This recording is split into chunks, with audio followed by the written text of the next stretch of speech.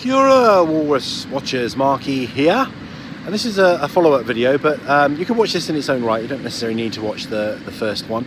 So I am safe now because I'm on the beach. I'm away from the road, because the roads in New Zealand, you take your life in your hands when you use them, really, or even get near them. You know, the news is full of fatal traffic accidents. So I did a video a little while back with a kind of pommy perspective on why this might be the case. Just to quickly recap on that video, I picked on 3 key areas of why the roads are so dangerous, and kind of 2 of those were about Kiwi drivers. Kiwi drivers are a law unto themselves. So first off was the fact that people tailgate routinely in New Zealand. In the UK, if somebody gets close behind you, which is obviously where I come from, somebody gets close behind you in a car, that's considered really bad, and that would provoke quite serious road rage if somebody kind of tailgates you. What I mean by tailgating is driving too close behind you.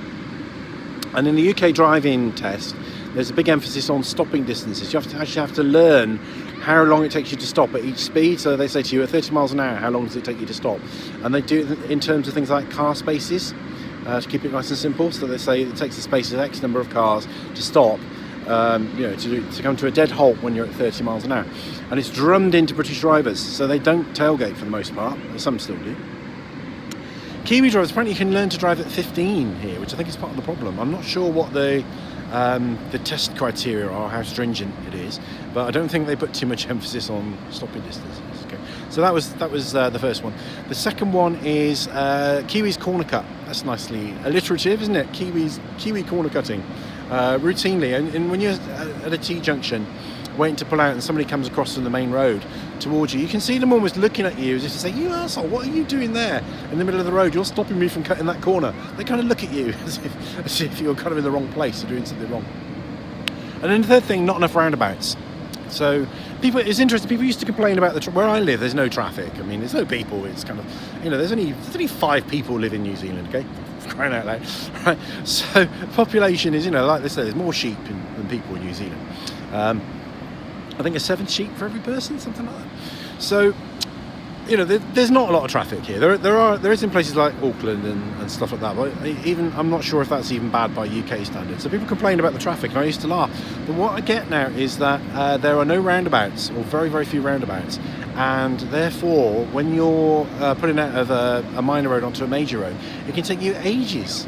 And also, the Kiwis aren't very good at letting you out. They don't have that kind of belief. And if the far lane is busy and the near lane is full, and you kind of creep out into the road, which is perfectly acceptable in UK driving, that's considered very bad form over here. So that's another thing. So they were the things from before. Okay, these are 2 new things. I'm thinking of a third one as we speak, actually, but we'll see where we go on that. So.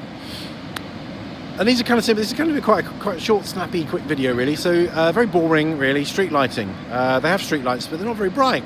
They're dim. Okay, so things aren't very well lit at night. Okay, another factor.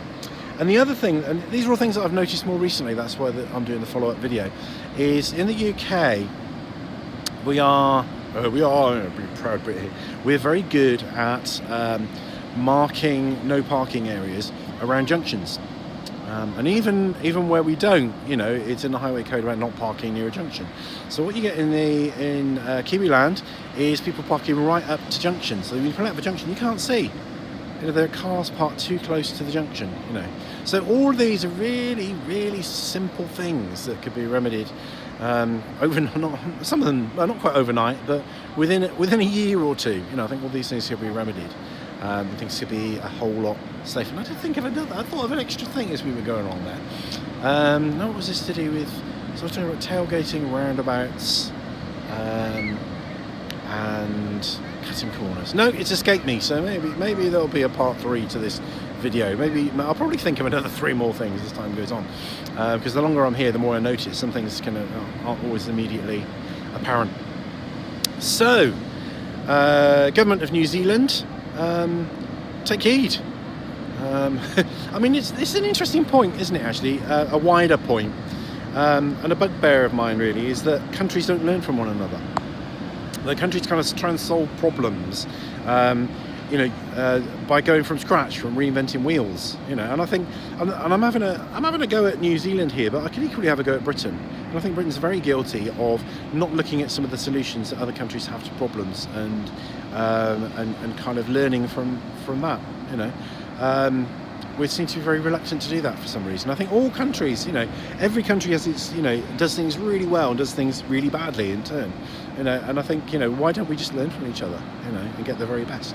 Anyway, on that note, I shall say safe driving and Rangi Marie.